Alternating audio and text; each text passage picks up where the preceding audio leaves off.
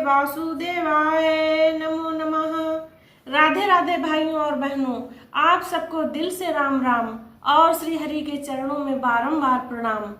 आज से हम एक बहुत ही पावन और सच्ची कथा की शुरुआत करने जा रहे हैं।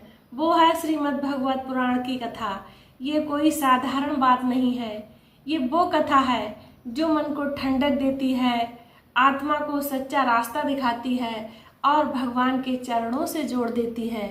और हाँ, मैं आपको रोज भागवत की एक नई कहानी सुनाया करूँगी। हर दिन एक नया वीडियो आएगा, नई लीला, नया ज्ञान और नया भक्ति भाव लेकर। इसीलिए आप लोगों से हाथ जोड़कर निवेदन करती हूँ कि रोज जुड़िए और रोज सुनिए शाम को 5 बजे इस अमृतमयी कथा को अपने जीवन में उतारिए। तो चलिए श्री हरि का नाम लेकर इस भक्ति भरी यात्रा की शुरुआत करते हैं। तो प्रेम से बोलिए श्री हरि भगवान की जय हो। राधे राधे। कथा शुरू करने से पहले अगर आप हमारे चैनल पर पहली बार आए हैं तो कृपया सब्सक्राइब बटन दबाएं और बेल आइकन जरूर दबा दें ताकि ये भक्ति से भरी कथाएं आपके पास रोज पहुँचें। चलिए अब कथा की ओर चलते हैं। दोस्तों, कल्पों पहले जब सृष्टि की रचना हो रही थी तब स्वयं भगवान विष्णु ने ब्रह्मा जी को वेदों का ज्ञान दिया। पर जैसे जैसे युग बदले मनुष्य का मन भटकने लगा। वो सत्य को भूल गया और माया के पीछे भागने लगा।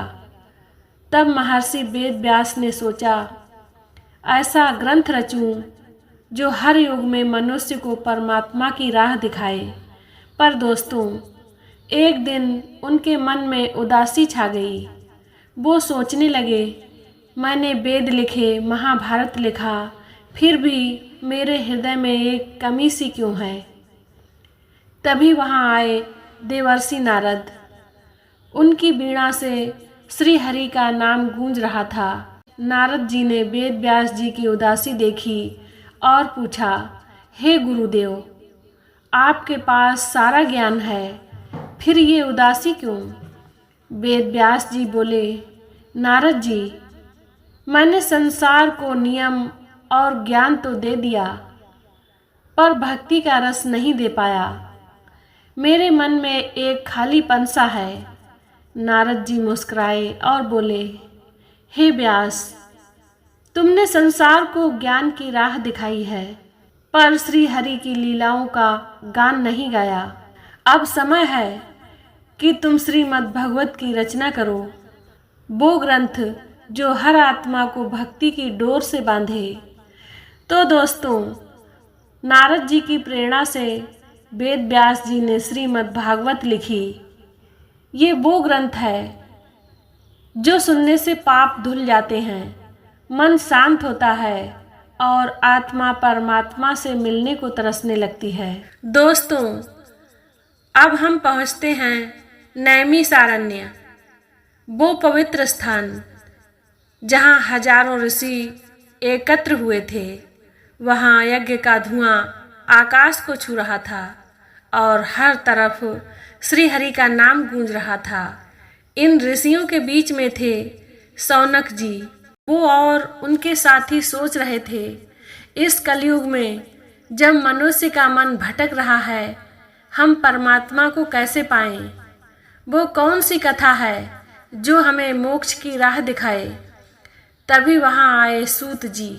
वो महान कथावाचक थे जिन्हें वेद व्यास जी ने भागवत का ज्ञान दिया था। शौनक जी ने हाथ जोड़कर पूछा, हे सूत जी, हमें वो कथा सुनाओ जो हमारे मन को शांति दे, जो हमें श्री हरि के चरणों तक ले जाए। सूत जी ने शांत स्वर में कहा, हे ऋषियों, मैं आपको वही कथा सुनाऊंगा जो स्वयं भगवान का स्वरूप है।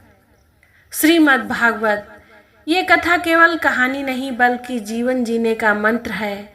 ये सिखाती है कि हर प्राणी में श्री हरि बसते हैं। दोस्तों, सूत जी ने उस दिन नैमिषारण्य में भागवत की कथा की नींव रखी। उन्होंने कहा, जो इस कथा को श्रद्धा से सुनता है उसके सारे दुख धुल जाते हैं और उसका मन श्री हरि की भक्ति में डूब जाता है।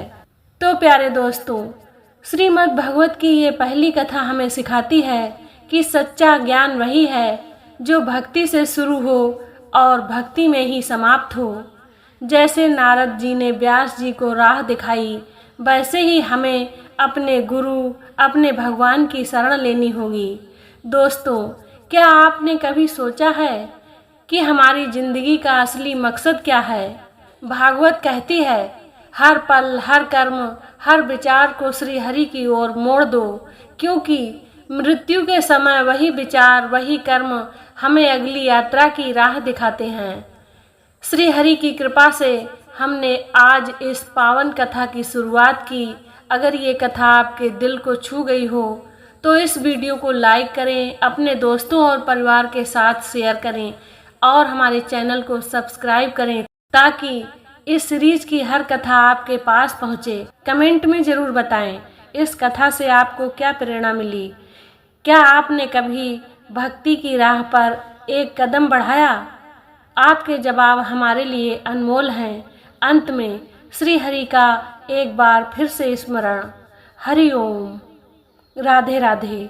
अगली कथा में हम सुनेंगे राजा परीक्षित और शुकदेव जी की पावन मुलाकात की कहानी। तब तक श्री हरि की भक्ति में डूबे रहिए।